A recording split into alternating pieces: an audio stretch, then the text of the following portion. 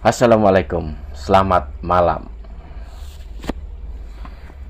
Semoga keselamatan, kesehatan, kebahagiaan selalu menyertai kita semua, baik yang ada di ujung barat maupun di ujung timur Indonesia.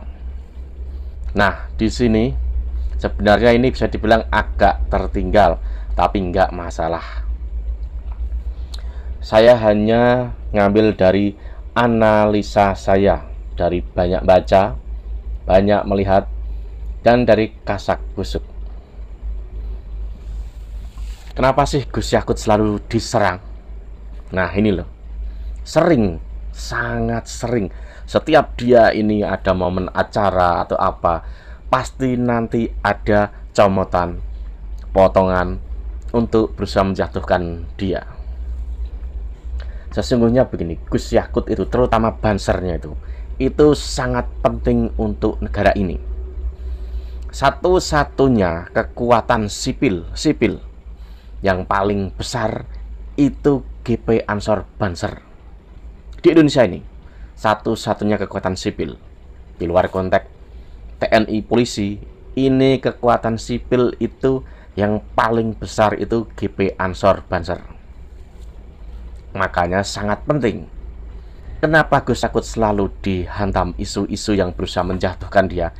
Karena dia masih jadi komandannya Banser. Nah, ini dia gitu loh. Jadi di Indonesia ini ada beberapa kubu atau beberapa golongan yang tidak suka dengan Gus Yakut. Mereka tidak akan pernah suka. Tidak akan pernah suka. Karena mereka punya agenda. Salah satunya itu golongan negara Islam. Orang yang selalu mengagung-agungkan ingin mendirikan negara khilafah. Mereka nggak suka karena ada benteng besar kekuatan sipil di NU, yaitu salah satunya Banser. Siapa ketuanya? Gus Yakut, kan begitu. Makanya selalu diterpa isunya. Agar apa ya? Karismanya hilang lah, namanya buruk, kalau bisa ke penjara, kan begitu. Ada lagi, dia setelah jadi Kemenak itu kan banyak melakukan perubahan, banyak sekali, bahkan yang di dalam. Karena era-era dulu itu ya Kemenak ya begitulah gitu loh. Mungkin banyak dari beberapa golongan yang sangat beda. Mungkin secara pemahaman juga ada. Ada juga yang bisa dibilang pemahaman beda, tapi dia ini bisa dibilang oknum-oknum yang sangat-sangat kurang toleran. Makanya ada oknum-oknum yang tidak suka. Belum lagi, Anda tahu dulu soal bisnis penipuan umroh. Itu yang punya siapa coba? Bisnis umroh yang paling gede di Indonesia itu kebanyakan bukan punyanya orang Nahdliyin. Bahkan ada yang merugikan sampai 1,8 triliun.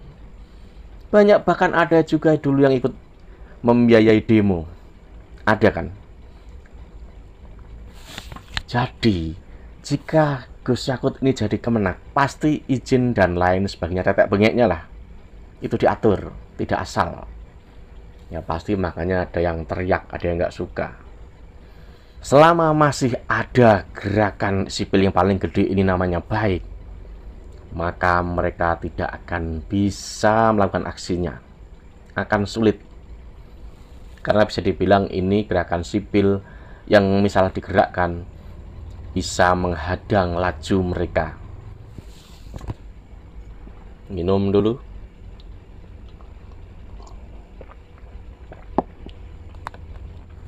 Nggak usah jauh-jauh lah soal Suriah, Irak.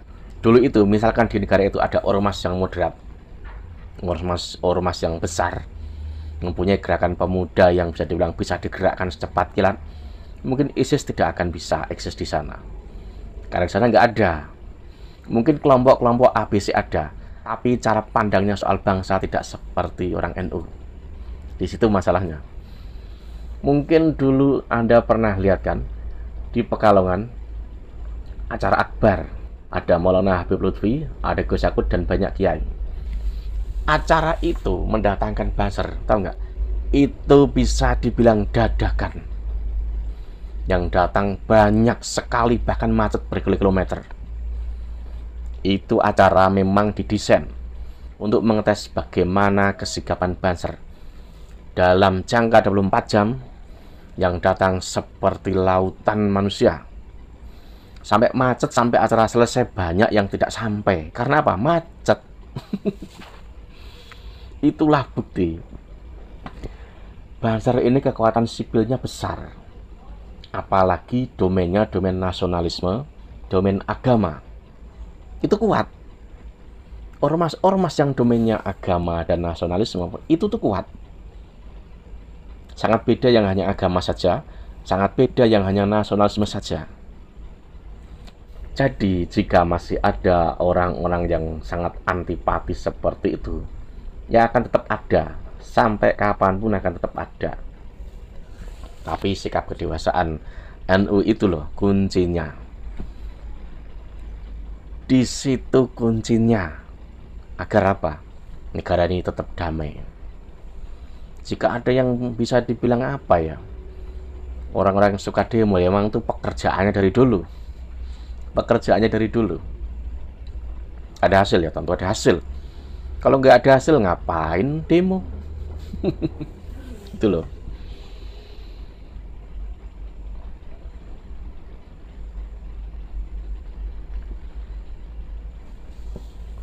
Lalu pertanyaannya, sampai kapan isu-isu opini, isu agama, politik identitas ini akan hilang?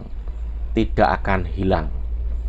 Akan hilang jika penguasanya tegas, keras. Di situ, selama isu-isu opini politik identitas itu menghasilkan, maka akan tetap ada.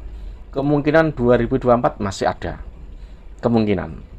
Makanya ini saat ini mulai kan isu-isu politik identitas dipakai, berusaha mencari celah di situ.